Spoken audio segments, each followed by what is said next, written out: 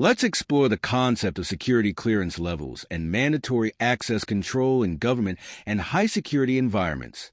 At its core, mandatory access control operates through a structured system of sensitivity, labels assigned to resources, and clearance levels granted to personnel. The fundamental principle ensures that subjects can only access objects at or below their designated clearance level. When examining top secret classification, it's important to note that this level often incorporates compartmentalization based on the need-to-know principle. For instance, while an individual may hold a top secret clearance, this does not automatically grant them access to all top secret information, such as presidential daily briefings. Access remains restricted based on specific operational requirements. To illustrate this concept in practice, consider how mandatory access control is implemented across various resources. Sensitivity labels are applied to different assets, including devices, removable hard drives, and systems. These labels correspond to different personnel clearance levels. For example, individuals with public trust designation who undergo extensive background checks can access resources labeled as sensitive but unclassified or lower classification levels. Moving up the hierarchy, personnel with secret clearance can access secret label resources or those with lower classifications. At the highest tier, individuals holding top secret clearance can access resources labeled as top secret or any lower classification. This hierarchical structure ensures systematic control over information access, maintaining security through clearly defined boundaries and access permissions. Each clearance level builds upon the previous one, creating a comprehensive framework for information security management.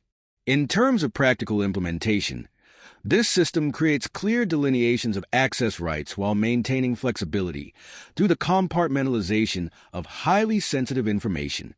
This approach helps organizations maintain security while allowing necessary information flow within appropriate channels. Let's explore the concepts of public access and discretionary access control (DAC) in information security systems. First and foremost, the general public's access is limited to unclassified information, typically available through public websites and published materials. This represents the base level of the information access hierarchy, ensuring transparency while maintaining security for sensitive data. Moving to discretionary access control, this system operates on a fundamentally different principle from mandatory access control. The key distinction lies in the control mechanism, where system or resource owners have the authority to determine access permissions for their assets.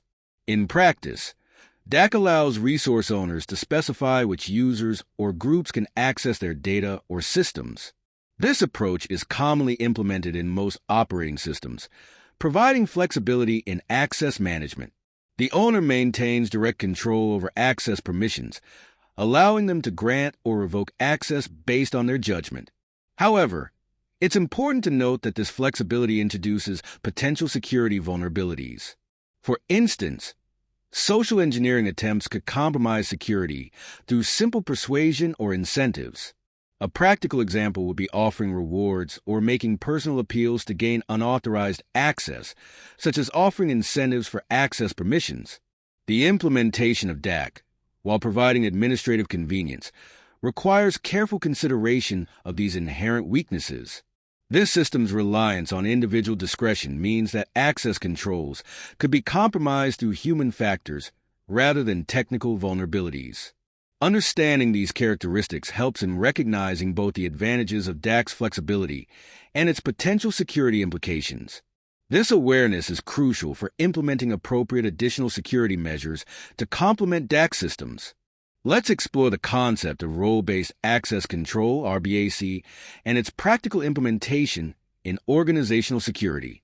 First, let's examine the types of permissions that can be granted in access control systems.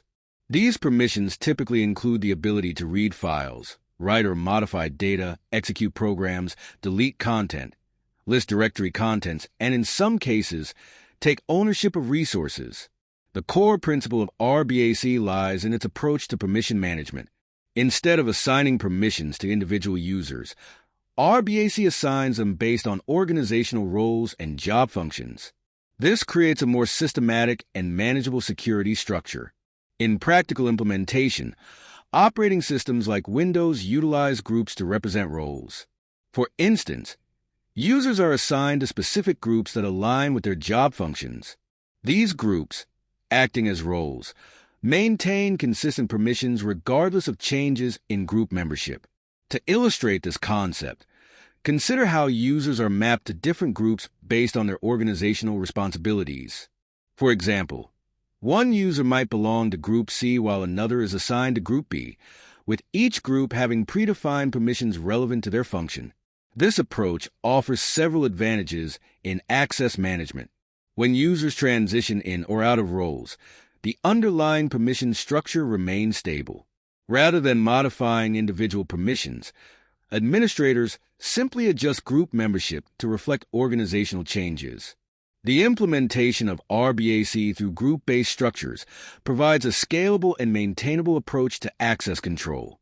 This system reduces administrative overhead while maintaining consistent security policies across the organization.